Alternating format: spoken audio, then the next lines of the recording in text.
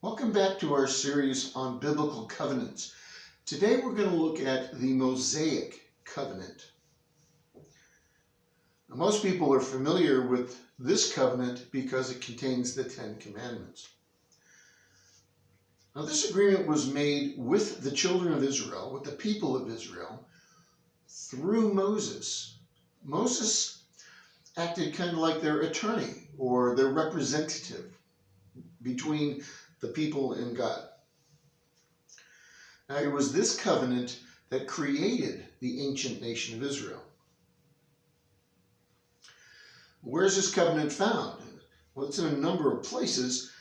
We're going to specifically look at three from Exodus chapter 20, 24, and 34.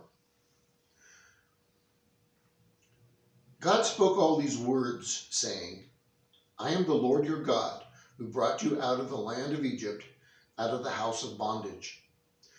Do not have other gods before me. Do not make for yourselves an idol, nor any image of anything that is in the heavens above, or that is in the earth beneath, or that is in the water under the earth. You must not bow yourself down to them, nor serve them, for I, the Lord your God, am a jealous God, visiting the iniquity of the fathers on the children, on the third and on the fourth generation of those who hate me, and showing loving kindness to thousands of those who love me and keep my commandments. Do not take the name of the Lord your God in vain, for the Lord will not hold him guiltless who takes his name in vain. Remember the Sabbath day to keep it holy. 6 days you may labor and do all your work, but the seventh day is a Sabbath to the Lord your God. You must not do any work in it, you, nor your son, nor your daughter, your male servant, nor your female servant, nor your livestock, nor the stranger who is within your gates.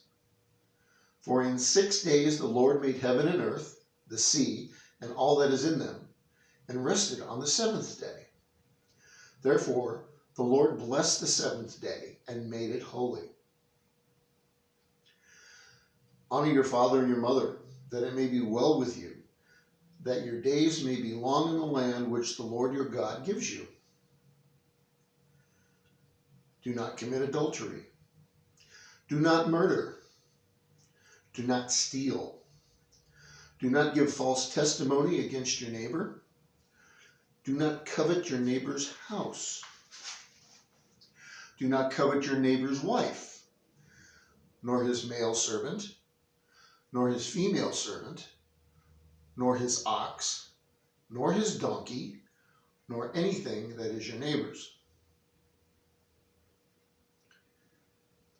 Moses came and told the people all the words of God and all the ordinances. And all the people answered with one voice and said, all the words which the Lord has spoken will we do. Moses wrote all the words of the Lord, and rose up early in the morning, and built an altar under the mountain, and 12 pillars for the 12 tribes of Israel. He sent young men of the people of Israel, who offered burnt offerings and sacrificed peace offerings of cattle to God. Moses took half of the blood and put it in basins, and half of the blood he sprinkled on the altar.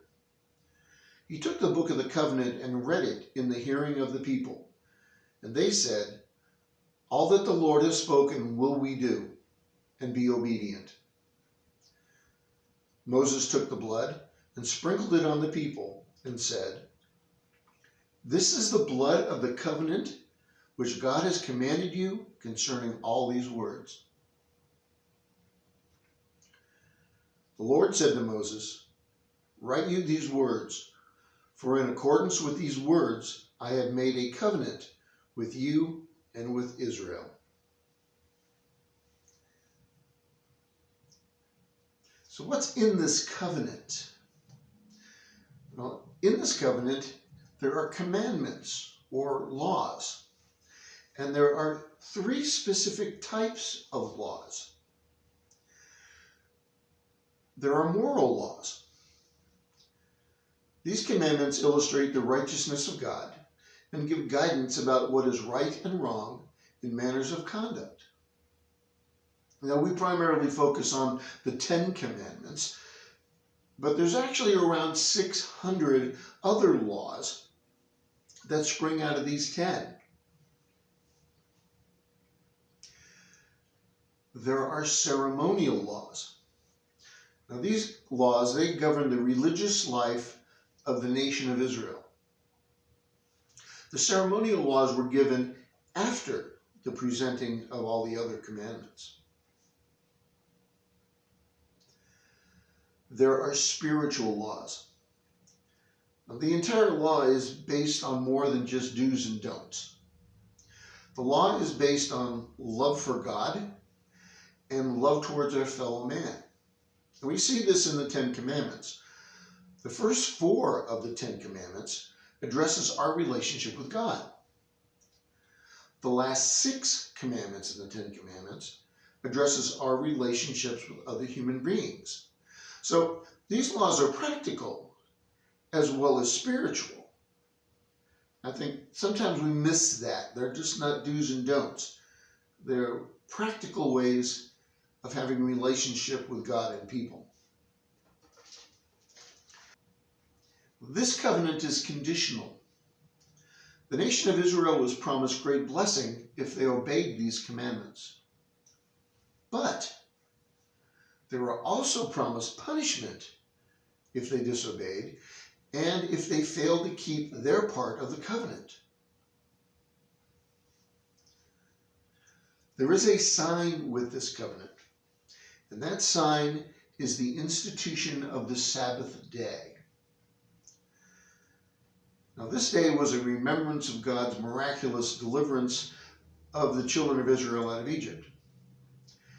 And this day was also a remembrance of God completing his work of creation.